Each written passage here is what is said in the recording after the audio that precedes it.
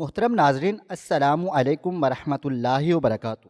رات کو امی جان نے میری پسند کا سالن بنایا تھا۔ مجھے مچھلی بہت پسند تھی، اس لیے میں نے کچھ زیادہ کھا لیا تھا۔ بس پھر کیا تھا، رات کو اچانک گھبراہٹ کی وجہ سے میری آنکھ کھل گئی۔ میں بے چینی میں اپنے کمرے سے باہر آ کر ٹہلنے لگا۔ اچانک مجھے ایسا لگا جیسے ایک سایہ سا گزرا ہو۔ رات کے اس اندھیرے میں خوف سے اپنے کمرے میں واپس جانے کا سوچ ہی رہا تھا کہ اچانک مجھے خالہ کی آواز سنائی دی۔ میں حیران رہ گیا کہ خالہ اس وقت ہمارے گھر میں کیا کر رہی ہیں۔ وہ آج صبح ہی تو ہمارے گھر پر آئی تھی اور شام کو چلی گئی تھی، رکی بھی نہیں تھی، ورنہ ان کی عادت تھی کہ وہ اکثر ہمارے گھر رک جاتی، پر آج تو میری نظروں کے سامنے ہی گئی تھی۔ اس وقت ان کی آواز کیوں آ رہی تھی؟ اسی تجسس نے مجھے اس آواز کا پیچھا کرنے پر مجبور کر دیا۔ میں نے دیکھا کہ چھت پر ہلکی ہلکی روشنی چھائی ہوئی تھی۔ امی جان نے مجھے خاص طور پر تاکید کی تھی کہ چھت کا بلب بند کر دینا، ورنہ اسٹور روم میں روشنی کی وجہ سے چوہے ہر وقت دوڑتے رہتے ہیں۔ میں خود چھت پر جا کر بلب بند کر کر آیا تھا تو اس وقت چھت پر کون تھا؟ میں نے خود گھڑی میں دیکھا تھا۔ گھڑی اس وقت رات کے 1 بجا رہی تھی۔ امی جان تو تقریباً 11 بجے ہی سو جاتی تھی، تو پھر اس وقت چھت پر کون ہو سکتا ہے؟ میں دبے قدموں اپنے تجسس کے ہاتھوں مجبور ہو کر چھت کی سیڑھیاں چڑھنے لگا۔ اپنی گھبراہٹ میں بھول چکا تھا، کیونکہ پچھلے 2-3 دنوں سے جو میں باتیں محسوس کرنے لگا تھا وہ غیر معمولی تھی، اور ان غیر معمولی باتوں کی وجہ سے ہی میں نے یہ جاننے کی کوشش کی تھی کہ چھت پر روشنی کیوں ہے۔ مجھے خالہ کی ہلکی سی آواز سنائی دی تھی۔ جیسے ہی میں چھت پر پہنچا تو یہ دیکھ کر حیران رہ گیا تھا کہ ابا جان خالہ کا ہاتھ تھام کر اسٹور روم کے اندر جا رہے ہیں۔ میں اپنے پورے وجود کے ساتھ ہل گیا۔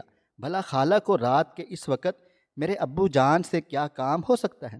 میں بری طرح بے چین ہو گیا اور اسی کشمکش میں مبتلا ہو کر وہاں کھڑا سوچتا رہا کہ مجھے کیا کرنا چاہیے۔ مجھے ان کے پیچھے اسٹور روم میں جانا چاہیے یا واپس اپنے کمرے میں پلٹ جانا چاہیے؟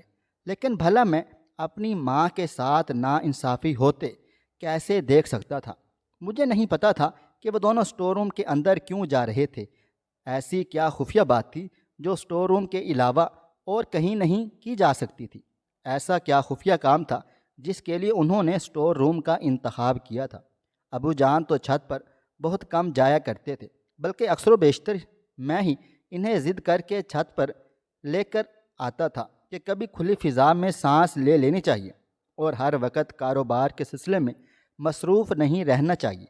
لیکن آج وہ جس قدر خوش دلی کے ساتھ خالہ کے ساتھ ہنسی مذاق کر کے باتیں کرتے ہوئے اسٹور روم کی طرف جا رہے تھے، اس نے میرے اندر خطرے کی گھنٹی بجا ڈالی تھی۔ میں فوراً سے ان کا پیچھا کر کے خود کو بچا کر ان کی نظروں سے خود کو چھپا کر جیسے ہی اسٹور روم کی کھڑکی کے پاس ٹھہر کر ان کی باتیں سننے لگا تو یہ دیکھ کر حیران رہ گیا تھا کہ وہاں کوئی تیسرا شخص بھی موجود تھا۔ صرف خالہ اور ابو نہیں تھے، اور جو کچھ وہ آپس میں ایک دوسرے سے باتیں کر رہے تھے اسے سن کر میں سانس تک لینا بھول گیا۔ ساری گھبراہٹ ہوا ہو گئی۔ میں یہ بھی بھول گیا کہ میں وہاں چھت پر کیوں موجود ہوں۔ یاد رہا تو صرف اتنا کہ اندر موجود 3 اشخاص کیا کیا باتیں کر رہے ہیں۔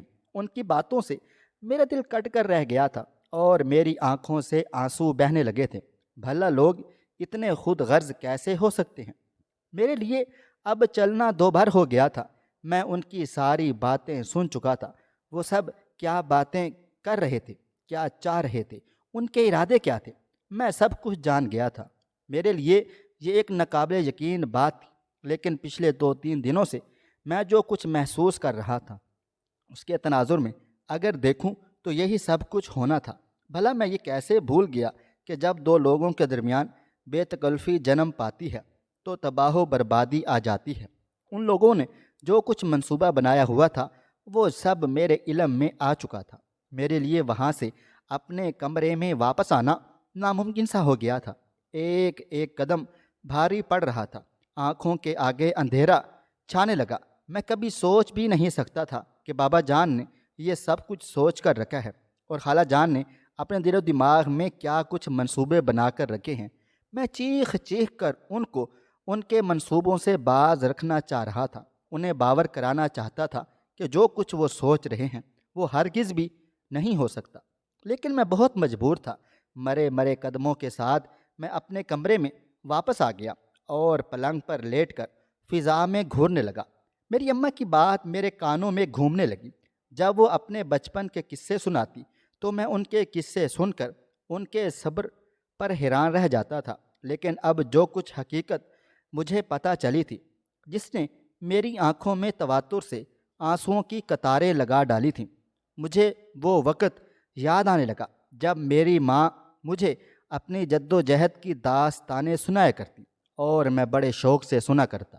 لیکن اب میں اپنی ماں کے سامنے کیسے سر اٹھا کر جی سکوں گا؟ ماضی کا ہر ایک ایک لمحہ میری آنکھوں کے سامنے گھومنے لگا۔ میں اپنے والدین کا سب سے بڑا بیٹا ہوں۔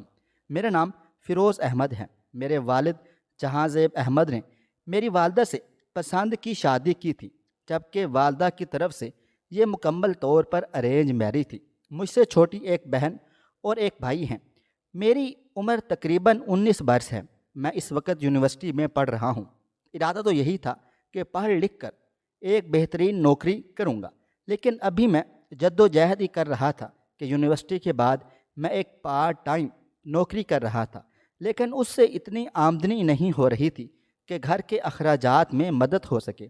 ابو جان کا اچھا خاصا کاروبار ہے، لیکن نہ جانے کیوں آج کل وہ امی جان پر ہاتھ تنگ رکھے ہوئے ہیں۔ امی جان نے جب ان کے سامنے مہنگائی کا رویا تو انہوں نے گھر خرچے سے اپنا ہاتھ ہی کھینچ لیا تھا اور کہنے لگے، اب گھر کا ہر خرچہ میں کروں گا، تمہیں بس جو کچھ چاہیے ہو تم مجھے بتا دیا کرو۔ امی جان میری شروع سے ہی سادہ طبیعت کی مالک تھی، تمام بہنوں میں سب سے بڑی ہیں۔ انہوں نے زیادہ تر اپنے گھر کو سنبھالا، اس لیے ان کی خواہشات محدود ہی رہیں۔ ان کے انہی صبر نے ابو جان کو ان کی شریک حیات بنا دیا تھا۔ ابو جان کو اپنے لیے ایسی ہی شریک حیات کی ضرورت تھی جو صبر شکر کے ساتھ ان کا ساتھ دے سکے۔ ابو جان کا کاروبار ہمیشہ سے اس قدر پھلتا پھولتا نہیں تھا، بلکہ امی جان نے کافی کھٹن حالات دیکھے تھے۔ سب سے پہلے تو انہوں نے اولاد کے سلسلے میں اپنے سسرال والوں سے بہت ساری باتیں سنی تھیں۔ شادی کے 5 سال بعد جب ان کے ہاں اولاد نہیں ہوئی تو سب نے انہیں بانجھ قرار دے دیا تھا، اور امی جان صبر سے چپ چاپ خاموشی سے برداشت کرتی رہیں اور صرف اللہ تعالیٰ سے دعا کرتی رہیں کہ یا اللہ تو میری مدد کر، تو ہی میری مدد کر سکتا ہے، ان لوگوں کے منہ بند کر سکتا ہے۔ میری اتنی طاقت نہیں کہ میں انہیں جواب دے سکوں، لیکن تو بھرپور طاقت کا مالک ہے، تو ہی اپنی طاقت سے ان کو جواب دے سکتا ہے، ان کے منہ بند کر سکتا ہے۔ اللہ تعالیٰ نے امی جان کی یہ دعا مسلسل طور پر 2 سال تک سنی تھی، اور بالآخر شادی کے 7 سال بعد جب انہیں یہ خوشخبری ملی کہ ان کے گھر اولاد کی خوشی ملنے والی ہے تو اس بات نے سسرال میں ان کی قدر کروائی تھی۔ انہوں نے اپنے 7 سال سسرال کی خدمت میں ہی گزار دیے تھے، تب بھی وہ لوگ ان سے خوش نہیں ہوئے تھے۔ لیکن جیسے ہی انہیں اس بات کی اطلاع ملی کہ انہیں اللہ تعالیٰ نے اولاد کی نعمت سے نواز دیا ہے تو وہ تمام لوگ امی جان کے حمایتی بن گئے تھے۔ لیکن امی جان ہر ایک کا چہرہ پہچانتی تھیں، وہی اچھی طرح جانتی تھیں کہ کن لوگوں نے ان کا اچھے وقت میں ساتھ دیا تھا اور کن لوگوں نے انہیں ان کے برے وقت میں چھوڑ دیا تھا۔ انہیں ہر ایک ایک کا چہرہ اچھی طرح سے یاد تھا۔ ایک طرح وہ باتیں یہ سنتی تھی کہ اولاد کی نعمت سے وہ محروم تھی، دوسری طرف والد صاحب کی جیسے ہی شادی ہوئی تو ان کی نوکری چلی گئی تھی۔ تب ہی امی جان پر یہ الزام عائد کیا گیا کہ تمہارے منحوس قدم ہیں کہ نہ صرف ہمارا بیٹا نوکری سے محروم ہو گیا بلکہ اللہ تعالیٰ نے اسے بھی اولاد کی نعمت سے نہیں نوازا ہے۔ لیکن جب امی جان کو اولاد کی خوشخبری ملی تو ابو جان نے نوکری چھوڑ کر جو کاروبار شروع کیا تھا اس میں بھی اللہ تعالیٰ نے بے پناہ برکت ڈال دی تھی، اور ایسی برکت ڈالی تھی کہ خاندان والے دیکھتے ہی رہ گئے تھے۔ تب کسی نے یہ نہیں کہا تھا کہ واقعے میں تم بخت والی ہو۔ امی جان کو کسی سے اس کی تعریف کی غرض بھی نہیں تھی، بلکہ انہوں نے تو ابو جان کو ان کے برے وقت میں بھی نہیں چھوڑا تھا بلکہ ہمیشہ ان کا ساتھ دیا تھا۔ ابو جان کا رویہ بھی کبھی ان کے گھر والوں کی وجہ سے خراب رہتا تو کبھی وہ بدل جاتے اور بہت اچھے سے پیش آتے تھے۔ امی جان کی زندگی اسی طرح دھوپ چھاؤں میں گزر رہی تھی کہ 7 سال بعد اللہ تعالیٰ نے انہیں ان کے صبر کا اجر دیا تھا اور میں نے ان کی زندگی میں قدم رکھا تھا۔ یہ باتیں مجھے امی جان نے خود بتائی تھی کہ اکثر جب فارغ میں ہوتا تو ان کے پاس سر میں تیل کی مالش کروانے کے لیے بیٹھ جایا کرتا۔ وہ انتہائی محبت سے میرے سر میں تیل کی مالش کرتی اور مجھے سارے قصے سناتی تھی۔ میں ان کے صبر پر حیران و پریشان رہ جاتا۔ میری پیدائش کے بعد اللہ تعالیٰ میری والدہ پر مہربان ہو گیا تھا اور یکے بعد دیگرے ایک بیٹی اور بیٹے کی پیدائش نے ان کا مقام ان کے سسرال میں بلند کر دیا تھا۔ امی جان اکثر کہا کرتی تھی کہ صبر سے ہر چیز آسان ہو جاتی ہے۔ میں نے 7 سال صبر کیا، جس کا صلہ مجھے یہ ملا کہ میرے شوہر بھی میری بہت زیادہ عزت کرتے ہیں۔ سسرال میں بھی اب قدر و قیمت ہے، ہر کوئی مجھ سے مشورہ مانگتا ہے، مجھے بڑا سمجھ کر ہر چیز سے پہلے مشورہ کرتا ہے، کسی بھی معاملے میں مجھ سے رائے لینا اہم سمجھی جاتی ہے۔ امی جان نے جب یہ سب کچھ بتاتی تو میں حیران و پریشان رہ جاتا کہ اتنے سال صبر کے باوجود کوئی اس قدر عاجز کیسے ہو سکتا ہے۔ میری امی جان بالکل عاجزی اور سادگی کا پیکر تھیں، لیکن انہیں نہیں پتہ تھا کہ صبر کے بعد خوشی اور خوشی کے بعد ان کے لیے ایک بہت بڑا صدمہ ان کے انتظار میں بیٹھا ہوا ہے، اور وہ بے خبر ہیں۔ امی جان کی 2 چھوٹی بہنیں تھیں۔ امی جان سب سے بڑی تھیں۔ صرف سسرال میں امی جان نے قربانی نہیں دی تھی، بلکہ میکے میں بھی امی جان کی زندگی آسان نہ تھی۔ امی جان سب سے بڑی تھیں اور اس کے لیے ان پر ذمہ داری بھی آئی تھی کہ وہ پڑھائی نہیں کر سکی تھیں، ان پڑھ تھیں، لیکن جتنی ذمہ داریاں انہوں نے نبھائی تھیں وہ کوئی پڑھا لکھا انسان بھی نہ نبھا پاتا۔ غرض ان کی پوری زندگی قربانیوں سے رقم تھی۔ لیکن اب اس عمر میں تو یہ ہونا تو یہ چاہیے تھا کہ وہ اب آرام کی زندگی گزارتیں، لیکن اب جو کچھ میں محسوس کر رہا تھا وہ میرے ارد گرد خطرے کی گھنٹی بجا رہا تھا۔ یونیورسٹی کے آخری سیمسٹر چل رہا تھا۔ اکثر امتحانات کی وجہ سے مجھے جاگنا پڑتا اور رات کو دیر تک جاگ کر میں پڑھائی وغیرہ کیا کرتا۔ اسی دوران میں نے یہ بات محسوس کی تھی کہ ابو جان کمرے میں موجود نہ ہوتے، بلکہ صحن میں ٹہل ٹہل کر کسی سے فون پر گفتگو کر رہے ہوتے۔ میں حیران و پریشان رہ جاتا کہ ابو جان سارا دن تو کاروباری معاملات نمٹاتے رہتے ہیں، گھر میں روپے پیسے کی ریل پیلتی، اور ابو جان سارا دن فون پر کاروباری معاملات دیکھتے رہتے۔ لیکن رات کے اس حصے میں تو اکثر ابو جان کی عادت تھی وہ آرام کو ترجیح دیتے اور کبھی رات دیر تک کسی کو اس طرح جواب نہ دیتے۔ 1-2 بار میں نے امی جان سے اس حوالے سے بات چیت کی تو انہوں نے مجھے ٹوک دیا اور کہنے لگی، تم اپنی پڑھائی پر توجہ دیا کرو، کیوں اپنے باپ کے پیچھے پڑ گئے ہو۔ 1-2 بار کسی گاہک کا فون آ گیا ہوگا تو اسے جواب دینے کے لیے باہر آ گئے ہوں گے۔ ویسے بھی انہیں میری نیند کا بہت زیادہ خیال ہے، میری نیند میں خلل پڑنے کے خیال سے وہ باہر آ کر بات چیت کرتے ہوں گے۔ بس اتنی سی بات ہے، تم کیوں اتنا سوچ رہی ہو؟ اور میں واقعے میں بہت شرمندہ ہو گیا تھا۔ امی اپنے شوہر پر بہت زیادہ بھروسہ کرتی تھیں۔ میں نے جب ان سے یہ بات کہی تھی تو وہ مسکرا کر رہ گئی تھیں اور کہنے لگیں کہ عمر کے اس حصے میں تمہارا باپ کیوں کر مجھے چھوڑ دے گا اور کیوں کر مجھ سے بے وفائی کرے گا؟ اگر وہ ایسا کرے گا تو خود اپنے پاؤں پر کلہاڑی مارے گا۔ میں دل ہی دل میں یہ دعا کرتا تھا کہ امی جان کی یہ خوش فہمی سدا سلامت رہے اور انہیں کبھی کسی غم کا سامنا نہ کرنا پڑے، کہ پہلے ہی ان کی زندگی آسان نہ تھی۔ انہوں نے اپنے بہن بھائیوں کو سنبھالا ہوا تھا کہ ان کی والدہ بہت جلد گزر گئی تھیں اور ابو جان نے دوسری شادی کر لی تھی۔ انہیں ستیلی ماں کے مظالم کا بھی سامنا رہا تھا، اور پھر جب ان کی قسمت کھلی اور وہ سسرال میں آئیں تب بھی انہیں انتہائی مشکل حالات سے گزرنا پڑا تھا۔ اسی لیے میں کبھی کبھی امی جان کے صبر پر حیران رہ جاتا تھا۔ جب کبھی وہ مجھے اپنی کہانی سناتی تو ان کی آنکھوں میں ضرور آنسو دکھائی دیتے تھے۔ شاید وہ بھی اب صبر اور شکر سے کام لیتے لیتے تھک چکی تھی۔ حالانکہ انہیں صبر کا پھل ملا ہوا تھا، لیکن بھلا دنیا میں مکمل طور پر کوئی چیز تو حاصل نہیں ہو سکتی نا۔ ان کے چہرے پر ان کی زندگی کی ایک طویل داستان رقم تھی مجھے اپنی امی جان سے بہت زیادہ محبت تھی۔ میں نہیں چاہتا تھا کہ انہیں کسی دکھ کا سامنا کرنا پڑے، لیکن پچھلے 2-3 دنوں سے میں جو بات محسوس کر رہا تھا وہ ناقابل یقین تھی۔ خالہ کا آنا جانا ہمارے گھر بہت زیادہ بڑھ گیا تھا۔ یہ وہی خالہ تھی، امی جان کی سب سے چھوٹی بہن تھی، جنہیں امی جان نے پال پوس کر بڑا کیا۔ ان کا ہمارے گھر آج کل کافی آنا جانا لگا ہوا تھا، جو مجھے کھٹک رہا تھا، کیونکہ ان کے آنے جانے کے ساتھ ہی میں نے کچھ ایسی باتیں محسوس کی تھیں جو کہ غیر معمولی تھیں۔ اکثر اوقات جب ابا جان کام سے گھر پر واپس لوٹ آتے، تب بھی وہ ہمارے گھر آتی اور وہ ابا جان سے بے تکلف ہو گئی تھی۔ یہ اماں جان کی وہی بہن تھی جن کی شادی ہو چکی تھی اور وہ بیرون ملک میں رہائش پذیر تھی، لیکن پھر نہ جانے ان کے شوہر ان کے ساتھ کے تعلقات خراب ہو گئے اور وہ پاکستان واپس لوٹ آئی تھی۔ اب وہ پچھلے کچھ دنوں سے ہمارے گھر تواتر سے آ رہی تھی۔ بظاہر تو وہ یہ ظاہر کرتی کہ وہ امی جان کے لیے آتی ہیں۔ امی جان بھی اپنی چھوٹی بہن کو دیکھ کر بہت خوش ہو جاتی ہیں اور ان کی خوب خاطر مدارت میں لگ جاتی۔ کچن میں کھڑی ہو کر خود کو آگ میں جھونک دیتی اور اس کے لیے مزیدار کھانے تیار کرتی۔ اس دوران وہ ابو جان کے ساتھ بیٹھ کر کافی حد تک گپ شپ کرتی رہتی۔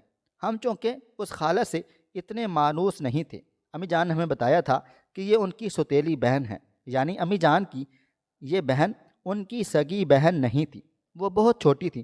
امی جان نے ہی انہیں پالا پوسا تھا، کیونکہ سوتیلی ماں کو ابو کے ساتھ گھومنے پھرنے سے فرصت ہی نہیں ملتی تھی۔ وہ اپنے بچوں کو میری ماں کے حوالے کر کے چلی جاتی۔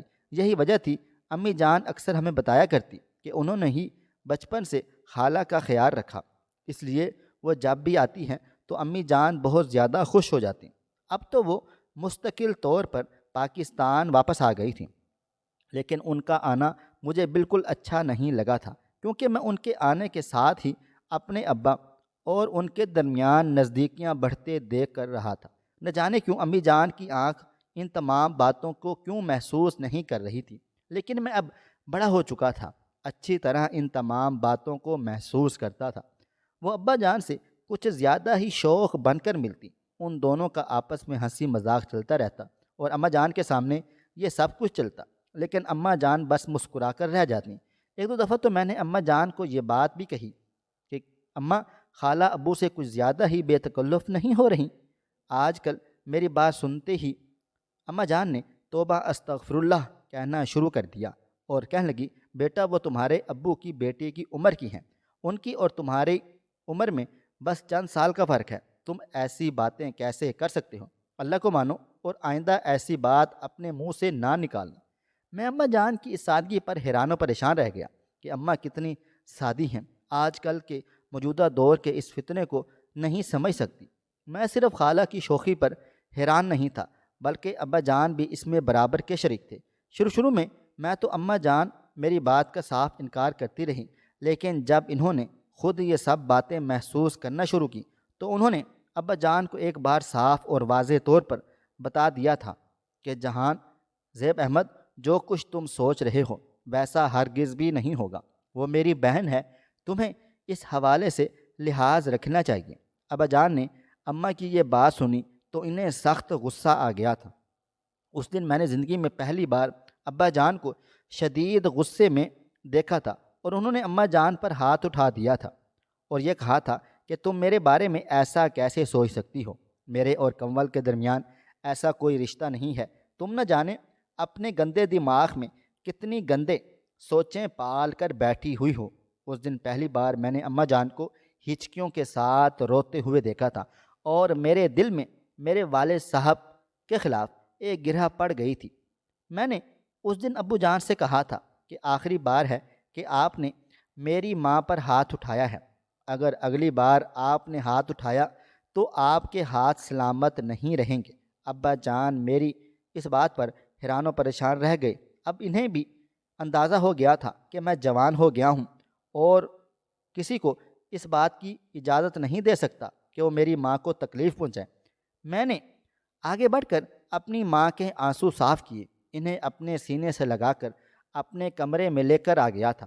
ابا جان کو اپنی غلطی کا احساس ہو گیا، اس لیے انہوں نے اماں جان سے معافی مانگ لی تھی، لیکن انہوں نے اپنی حرکتیں ابھی تک نہیں چھوڑی تھیں۔ ابھی بھی وہ خالہ کا انتظار میں رہتے تھے۔ اماں جان خالہ کو منع نہیں کر سکتی تھی۔ اماں کے بقول خالہ کا تو ماحول ہی ایسا تھا، شرم تو تمہارے ابا جان کو آنی چاہیے، لیکن دونوں باز آنے والے نہیں تھے۔ پھر ایک دن وہ ہوا جس کا میں نے کبھی تصور بھی نہیں کیا تھا۔ کچھ دنوں سے خالہ گھر پر نہیں آئی تھیں اور ابا جان مجھے بے چین دکھائی دیے تھے۔ انہوں نے اماں جان سے یہ کہا تھا کہ میری طبیعت ٹھیک نہیں ہے، اس وجہ سے اس قدر بے چینی ہے، لیکن میں اب اچھی طرح سے ان کی بے چینی کی وجہ جانتا تھا۔ وہ پچھلے کچھ دنوں سے خالہ سے نہیں ملے تھے، شاید یہی وجہ تھی کہ وہ بے چین نظر آ رہے تھے۔ اماں جان نے انہیں ان کے حال پر چھوڑ دیا تھا اور اماں کی یہی سب سے بڑی غلطی تھی۔ ابا جان نے ان کی پیٹھ کے پیچھے جو منصوبہ بنایا ہوا تھا، اس رات کو مجھے سب کچھ پتہ چل گیا تھا۔ رات کو گھبراہٹ کی وجہ سے جب میری آنکھ کھلی تو میں صحن میں ٹہلنے لگا، لیکن جلد ہی مجھے خالہ کی آواز آئی تو میرے 14 طبق روشن ہو گئے تھے۔ خالہ اس وقت ہمارے گھر میں کیا کر سکتی ہے؟ جیسے ہی سر اٹھا کر چھت کی طرف دیکھا تو حیران و پریشان رہ گیا کہ اسٹور روم کی بتی جل رہی تھی۔ فوراً سے دبے قدموں چھت پر چلا گیا تو یہ دیکھ کر حیران و پریشان رہ گیا تھا کہ ابا جان سے ملنے خالہ آئی ہوئی تھی اور ابا جان نے ان کا ہاتھ پکڑا ہوا تھا۔ ہنس ہنس کر باتیں کرتے ہوئے وہ دونوں اسٹور روم کی طرف جا رہے تھے۔ میں نے فوراً سے ان کا پیچھا کیا اور اسٹور کی کھڑکی کی طرف اندھیرے میں چھپ کر ان کی باتیں سننے لگا تھا۔ وہ جیسے ہی اسٹور روم میں داخل ہوئے تو یہ دیکھ کر حیران و پریشان رہ گئے تھے کہ وہاں صرف خالہ اور ابا جان نہیں تھے، بلکہ ایک اور شخص بھی موجود تھے جو دیکھنے میں ہی وکیل لگ رہے تھے۔ جب میں نے ان کی باتیں سنی تو میں شدر رہ گیا تھا اور میرے اوسان خطا ہو گئے۔ ابا جان نے وکیل کو رات کے اس وقت اسٹور روم میں اس لیے بلایا ہوا تھا کہ خالہ کے خلا کے کاغذات وہ عدالت میں دائر کر سکیں۔ تب مجھے اندازہ ہو گیا تھا کہ خالہ نے اپنے شوہر سے طلاق نہیں لی تھی، بلکہ وہ ایسے ہی ان سے ناراض ہو کر اس ملک میں چلی آئی تھی اور ابا جان سے اپنا عاشقہ معاشقہ چلا کر اب وہ اپنے شوہر سے چھٹکارا حاصل کرنا چاہتی تھی۔ یہ سب کرنے کی جو وجہ مجھے نظر آئی تھی اور وہ یہی تھی کہ وہ ابا جان سے شادی کرنا چاہتی تھی۔ میرے لیے یہ ناقابل یقین تھا اور میرے دل میں ابا جان کے لیے نفرت پیدا ہو گئی۔ میں کبھی سوچ بھی نہیں سکتا تھا کہ میرے والد صاحب میری نیک سادہ دل اور عاجزی کا پیکر ماں کو اس قدر جلدی بھلا کر ان کی ساری قربانیوں کو خاک میں ملا کر میری جوان خالہ کے پیچھے پاگل ہو جائیں گے۔ حالانکہ ان کی عمر میں 20 سال کا فرق تھا، لیکن ابا جان کی آنکھوں پر جیسے ان کے نام نہاد عشق کی پٹی بندھ گئی تھی اور ان کا ارادہ صرف خالہ کو خلا دلانے کا نہیں تھا، بلکہ وہ ان کے عشق میں اس قدر پاگل ہو گئے تھے کہ ابا اماں کو بھی ٹھکرانے کے لیے تیار تھے۔ یعنی خالہ کو خلا ہو جانی تھی اور اس کے بعد ابا جان کا یہ ارادہ تھا کہ وہ اماں کو بھی ہمیشہ ہمیشہ کے لیے طلاق دے کر اس گھر سے نکال دیں گے اور خالہ کے بچے کو اپنا سرپرست ثابت کر کے ان سے نکاح کر لیں گے۔ یہ بات میرے لیے کسی قیامت سے کم نہ تھی اور اب میں صبح کا انتظار کرنے لگا اور میں نے سوچ لیا تھا کہ مجھے کیا کرنا ہے۔ صبح ہوتے ہی میں نے ابا جان کی ساری صورتحال اماں کے سامنے بیان کر دی تھی۔ اماں جان نے جب یہ سنا تو چند لمحے تو بس خالی خالی نگاہوں سے مجھے دیکھتی رہ گئی تھی اور پھر ٹوٹ کر اس قدر روئیں کہ میرا بھی دل بھر آیا تھا اور میں نے انہیں گلے لگا لیا اور ان کا دل کافی حد تک بھاری ہو چکا تھا۔ اس لیے انہوں نے مجھ سے کہا کہ عمر تیرا باپ اس عمر میں مجھ سے بے وفائی کرے گا؟ یہ تو میں نے کبھی خواب و خیال میں بھی نہ سوچا تھا، اور میرا گھر برباد کرنے والی میری وہی بہن ہوگی جس سے میں نے بچپن سے پال پوس کر بڑا کیا۔ اس کی ماں کو سیر و تفریح اور سپاٹے سے فرصت ہی نہیں تھی اور اماں شدید غم اور تکلیف سے دوچار نظر آ رہی تھی اور ان کا غم مجھے اپنے دل پر محسوس ہو رہا تھا۔ میں نے انہیں تسلی دی اور حوصلہ دیا، ساتھ ہی ساتھ انہیں ایک ایسی راہ سجھائی جسے سن کر انہوں نے مجھے اپنے گلے سے لگا لیا تھا کہ بیٹا، تیری جیسی اولاد جس ماں کی ہوگی تو اسے کوئی غم بھی نہیں چھو سکے گا۔ میں نے انہیں یہ آئیڈیا دیا تھا کہ آپ فوراً سے خالو کو بیرون ملک فون کریں اور انہیں ساری صورتحال سے آگاہ کر دیں کہ خالہ ان سے خلا لینا چاہتی ہیں۔ اس طرح وہ انہیں واپس لینے کے لیے پاکستان آ جائیں گے۔ اماں جان نے میری بات کے کہنے پر عمل کر لیا تھا۔ ابا جان نے اگلے دن واضح طور پر اماں سے کہہ دیا تھا کہ اب تم طلاق کے لیے تیار ہو جاؤ، لیکن وہ یہ نہیں جانتے تھے کہ قدرت نے ان کے لیے کیا انتظام کر رکھا ہے۔ خالہ کے خلا کے کاغذات عدالت میں جمع ہو گئے تھے، لیکن پھر اس رات ہمارے گھر کے دروازے پر دستک ہوئی اور خالہ کے شوہر ہمارے گھر کے سامنے کھڑے تھے۔ اندر آتے ہی انہوں نے خالہ پر تھپڑوں کی بارش کر دی اور انہیں بالوں سے پکڑ کر زمین پر پٹخ دیا تھا۔ کہنے لگے کہ تجھ جیسی بد چلن، بد کردار اور آوارہ بیوی جس کسی کی بھی ہوگی وہ ہمیشہ پچھتائے گا جیسے اب میں پچھتا رہا ہوں۔ پھر انہوں نے ابا کی طرف دیکھ کر کہا کہ آپ کس عورت کو کھو کر کس عورت کو اپنے گھر کی زینت بنانے جا رہے ہیں؟ آپ ایک ہیرے کو کھو کر کوئلے کو اپنے گھر میں سجانا چاہتے ہیں؟ میں آپ کو ایک بات بتاتا چلوں، یہ بیرون ملک میں بار کلب ڈانسر رہی ہیں اور میرے لاکھ منع کرنے کے باوجود بھی اس نے اپنے کام اور پیشے کو جاری رکھا۔ اب آپ اچھی طرح سمجھ سکتے ہیں کہ اس کا پیشہ کیا ہے۔ یہ طوائف ہے اور بیرون ملک بھی اس کا یہی کام کاج تھا۔ اسی وجہ سے مجھ سے لڑ جھگڑ کر یہ یہاں پہ آ گئی اور اب آپ کا گھر بھی تباہ و برباد کر رہی ہے۔ میرے پاس اس کی عیاشیوں کے ثبوت موجود ہیں، اگر آپ کو یقین نہیں آتا تو آپ خود ہی دیکھ لیں۔ یہ کہتے ہی خالو نے میرے ابا جان کی طرف موبائل فون اچھال کر انہیں خالہ کی ساری حقیقت بتا دی تھی۔ اس میں بے شمار تصاویر موجود تھیں جس میں خالہ نشے میں دھت تھی۔ خالو کو بھی یہ تصاویر ان کے دوستوں نے بار کلب میں کھینچ کر بھیجی تھی، جس کے بعد ان کی غیرت نے گوارا نہ کیا تھا اور یوں خالو نے کھڑے کھڑے ہم سب کے سامنے خالہ کو اپنی زندگی سے نکال پھینکا تھا۔ خالہ کی حقیقت جب کھلی تو وہ منہ چھپانے کے لیے ہمارے گھر سے بھاگی دوڑی چلی گئی اور ابا جان نظریں جھکائے میرے اور اماں کے سامنے شرمندہ کھڑے ہوئے تھے۔ آج تک آپ کا جو مقام میری نظروں میں تھا، آج آپ نے ہمیشہ ہمیشہ کے لیے وہ مقام کھو دیا ہے۔ میں نے جب ابا جان سے کہا تو ان کی آنکھوں میں آنسو تیر رہے تھے، لیکن اب میرے نزدیک ان کے آنسوؤں کی کوئی اہمیت نہ رہی تھی۔ اماں جان نے بھی ابا کی طرف تن سے مسکراتے ہوئے دیکھا اور کہنے لگی، تم کیا سمجھتے ہو کہ تمہارے ساتھ کے لیے میں نے یہ سب کچھ کیا ہے؟ نہیں نہیں، بالکل نہیں۔ تمہیں غلط لگتا ہے۔ جو قربانیاں میں نے دیں اور ان کو قربانیوں کے بدلے میں جو کچھ انعام میری زندگی میں لکھا تھا، اس انعام پر صرف میرا حق بنتا ہے، کسی اور کا نہیں۔ تم یہ مت سمجھنا کہ تمہارے ساتھ کے لیے میں نے یہ سب کچھ کیا ہے، بلکہ میں نے اپنی قربانیوں کے صلے کو برقرار رکھنا چاہا۔ میری قربانیوں کے صلے میں جو کاروبار، جو پیسہ تمہیں حاصل ہوا، اس پر صرف میرا ہی حق ہے اور صرف اسی لیے میں نے یہ سب کچھ کیا، ورنہ تم تو میری نظروں میں اسی دن گر گئے تھے جب مجھے یہ پتہ چلا کہ تم مجھ سے بے وفائی کر رہے ہو۔ اب جب تک سانسیں چل رہی ہیں تب تک ساتھ نبھانا پڑے گا، اور اب میرے لیے یہ رشتہ کسی بوجھ سے کم نہیں ہے۔ مجھے اس سے تبھی آزادی مل جائے گی جب میں اس دنیا سے رخصت ہو جاؤں گی۔ اماں جان نے اپنی آنکھوں میں آتے آنسوؤں کو پیچھے دھکیل کر ابا جان کو گرج آواز میں کہہ کر میری جانب دیکھا تھا۔ میں نے آنکھوں ہی آنکھوں میں انہیں تسلی دی تھی اور میری اس تسلی پر وہ مسکرا کر میرا ہاتھ پکڑ کر اپنے کمرے میں چلی آئی تھی۔ ابا جان صحن میں اکیلے کھڑے رہ گئے تھے۔